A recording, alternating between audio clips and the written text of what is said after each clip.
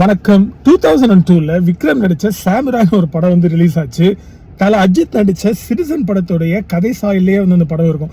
அதனாலேயே வந்து இந்த படம் வந்து சரியா போகல. ஆனா விக்ரமுடைய ஒன் ஆஃப் த ஃபைனஸ்ட் மூவிஸ்ங்க. எனக்கும் ரொம்ப பிடிச்ச படம். சரிடா, இந்த படத்தை பத்தி ஏன்டா இப்ப பேசுறேன் அப்படின்றீங்களா? இப்ப ரீசெண்டா நடந்து முடிஞ்ச பீகார் எலெக்ஷனுடைய ரிசல்ட்டுக்கும் இந்த படத்துக்கும் வந்து ஒரு சம்மந்தம் இருக்கு. இந்த சாமுராய் படத்துல பீகாருடைய எக்ஸ் சீஃப் மினிஸ்டர், அதாவது இப்ப ஆர்ஜேடி இருக்குல்ல, அதனுடைய பழைய தலைவர், அவருடைய பையன் தான் வந்து இப்ப புதிய தலைவர்.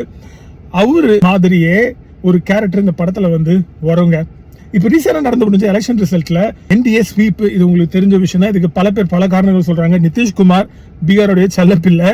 அது மட்டும் இல்லாம அவரு விமன் எம்பவர்மெண்ட்டுக்கு செஞ்ச பல ஸ்கீம்ஸ், ரிசர்வேஷன் முதல் கொண்டு இல்ல ரீசெண்டா கன்வீனியன்டா 10,000 ரூபாய் போட்டு விட்டார் எலெக்ஷன் முன்னாடி எல்லா பெண்களுடைய பேங்க் அக்கௌண்ட்லயும். அது ஒரு காரணமா இருக்கலாம்.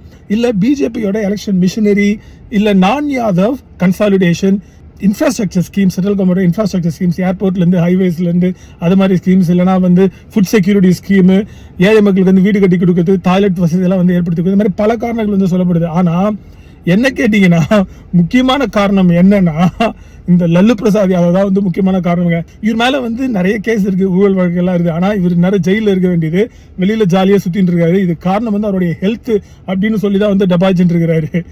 இவரால் அண்டர் த ரேடர்ல தான் இருந்தார் இந்த கேஸ் எல்லாம் இருக்கிறதுனால. ஆனா இந்த எலெக்ஷன் டைம்ல வந்து மறுபடியும் ரீசர்ஃபேஸ் வந்து ஆக ஆரம்பிக்கிறாரு இவரு. அதுதான் வந்து பிரச்சனையே. அது மட்டும் இல்லாம இவருடைய மகனை வந்து சீஃப் மினிஸ்டர் கேண்டிடேட்டா வந்து அறிவிக்கிறாங்க, தேஜஸ்வி யாதவ் வந்து. இதுதான் ஒரு முக்கியமான காரணம். ஏன்னா மக்கள் வந்து இவங்க 20-25 வருஷத்துக்கு முன்னாடி ஆட்சி செஞ்சாங்கல்ல, அதனுடைய ட்ராமா வந்து ரீலீவ் பண்ண ஆரம்பிக்கிறாங்க. அது மாதிரி ஒரு அருமையான ஆட்சி. லா அண்ட் ஆர்டர் அப்படின்னா என்ன அப்படின்னு வந்து கேட்குற மாதிரி ஒரு ஆட்சி. பெண்கள்லாம் வந்து நைட்ல இல்ல பகல்லே வந்து வெளியில நடமாட முடியாது. ஸோ அதனாலேயே இவங்க திருப்பி வந்துடக்கூடாது. இதனால இவங்க மறுபடியும் மேலே வர ஆரம்பிக்கிறானுங்க. வந்துடக்கூடாதுன்னு குத்துன குத்து தான் வந்து இந்த ஸ்வீப்பு. இவனுங்க பண்ண ஆட்சிக்கு ஒரு எக்ஸாம்பிள் நான் சொல்றேன் பாருங்க. மாட்டுத் தீவன ஊழல். இதை பத்தி நீங்க நிறைய கேள்விப்பட்டிருப்பீங்க.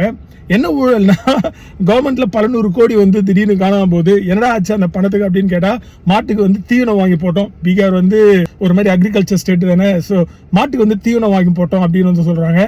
தீவனம் எங்கன்னு கேட்க முடியாதுல்ல, ஏன்னா மாடு சாப்பிட்டுச்சு. சரிடா, இதுக்கு கணக்கு எங்கடா அப்படின்னு கேட்டா ஒரு கணக்கும் வந்து கிடையாது. இதுதான் வந்து இந்த மாட்டு தீவன ஊழல். கொஞ்சம் நினைச்சு பாருங்க. பல 100 கோடி 20-25 வருஷத்துக்கு முன்னாடி, இன்னைக்கு வந்து பல 1000 கோடி இருக்கும் அதனுடைய மதிப்பு. இது மாதிரி ஒரு ஆட்சி செஞ்சதுதான் வந்து முக்கியமான காரணம். அதனுடைய ட்ராமா மக்கள் இவங்க வந்துடவே கூடாதுன்னு வந்து நினைச்சிருக்காங்க. சரி, அந்த சாமுராய் படம் பிரைம்லயோ இல்ல யூடியூப்லயோ இருக்குன்னு நினைக்கிறேன். முடிஞ்சா போய் பாருங்க, செமையா இருக்கும் படம்.